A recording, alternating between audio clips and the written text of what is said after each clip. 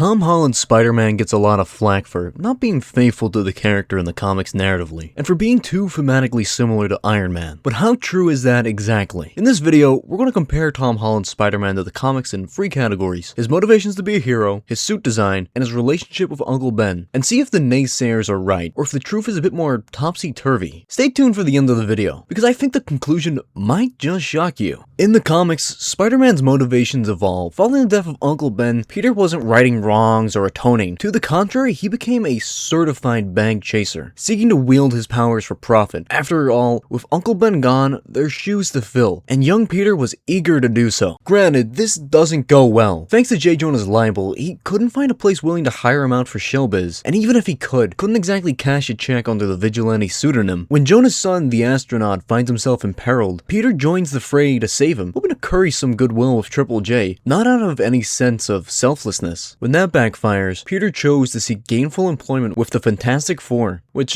goes about as well as one would expect. The whirlwind of controversy attracted the attention of the Chameleon, who chose to pose as Spider-Man to avert scrutiny from himself. Off topic, but small things like Peter studying spiders in a museum or possessing the ability to read frequency waves through his spider sense need characteristics you don't really see reappear. Anyway, the fiasco with Chameleon drags him back into superheroing, and from there he captures the phony Spider-Man, only to get accused of being the imposter. He says fuck it, gives up, and leaves sobbing. He resumes superheroing, partly to earn money through photographing foes he could fight, and partly because chance drags him into conflict with a colorful array of foes. He's also liable to ignore crime if it means aiding his aunt or folks close to him. Deeper into his career, he becomes a superhero in the traditional sense of trying to do the right thing in a selfless manner, but he wrestles with whether he's doing it because of the thrill-seeking involved with being an adventurer, or if he genuinely wants to do the right thing without scoring any brownie points for himself. MCU Spider-Man's motivations are a lot more hazy. Originally, the new animated Spider-Man show from the annuals of Mickey Mouse HQ was intended to shed light onto some of Tom Holland's dog days as the character, but that was scrapped in favor of becoming a loose reimagining. What we're left with is Peter's spiel to Tony in Civil War, where he explains that if he chooses to lounge around and not use his great power, then the things that occur that he chooses not to stop are on him. A roundabout way of saying with great power comes great responsibility. There's a major issue though. What exactly compels him to feel this way? What drives him to be a hero? Is it heroism for hero's sake, or was there some deeper mistake that drove him to be better, like in the comics? If there is an answer, it doesn't lie with the death of Uncle Ben, which the Russos say was not his fault, and that if it were his fault, it'd make him a more intense version of the character. Alright then. In Homecoming, we see Peter marveling at himself on YouTube and ruminating about superheroism in lieu of his grades. Fair enough. I mean, if I had these powers that Spider-Man had, I would be the most obnoxious guy this side of the Mississippi. However, the impression Homecoming gives is that ultimately, Peter is Spider-Man not out of monetary desire or a sense of guilt, rather an imitation of other superpowered beings, and because he ultimately just innately knows that it's the right thing to do. Sure, Aunt May's death adds an extra dimension, but that was ultimately well into his career and doesn't really add any extra epiphany that he hadn't already arrived at himself come the events of Civil War.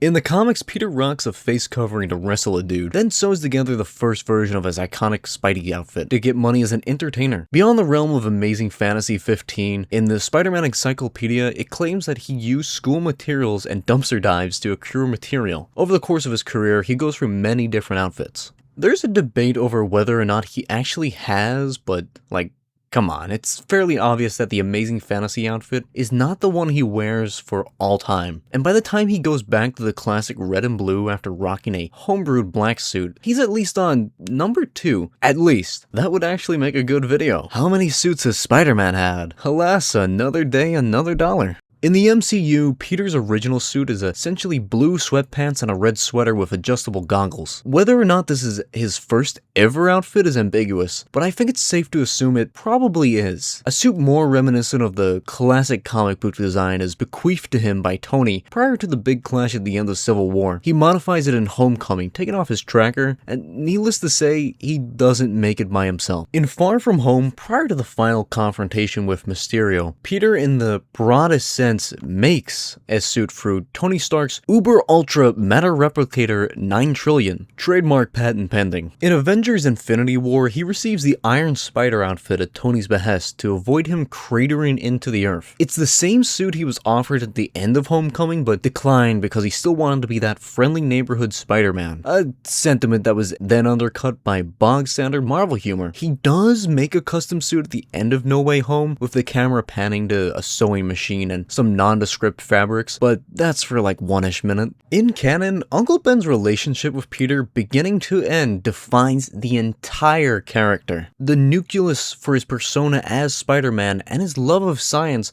is formed through bonding with his uncle over comic books and monster movies. His death and his proximity to it morally is what fundamentally changes his trajectory in life. Without Uncle Ben's influence, there is no Spider-Man. In the MCU, Peter's relationship with Uncle Ben is one gigantic landmine. We see implications of his existence, such as his initials on a briefcase, and the Russos confirmed that he did indeed exist in the MCU, but his death was not Peter's fault. Tony Stark and his legacy of sacrifice is stapled onto Peter as a weighty thing he aspires to and compares himself with over the Home trilogy, with Aunt May's death years into his Spider-Man career being the impetus for growth he already possessed at the time of Civil War. I mean, he already understood the necessity of using his powers for the benefit of others. So, in totality, is Tom Holland's Spider-Man accurate to the comics? Well, yes, actually, just not the Peter Parker. Narratively and thematically, you find more similarities with Miles Morales than Peter Parker. Hear me out. He already innately understands the weight of what comes with his powers and believes he should act in accordance with the philosophy of a dead, martyred hero. Check. He lives in a more ostensibly working-class milieu than Peter did. Check. He has mentor figures that are established heroes and teach him the ropes. Check. He has a best friend confidant who serves as a guy in the chair. Check. Well, MCU Spider-Man isn't accurate to Peter Parker. He honestly is a race-swapped Miles Morales in more ways than one. But with Brand New Day on the horizon, it seems like they're gleaming some inspiration deeper into his catalog, specifically from folks like Jerry Conway, leaving one to wonder, is this a brand new era for Spider-Man adaptations? Viewers like you make this program possible.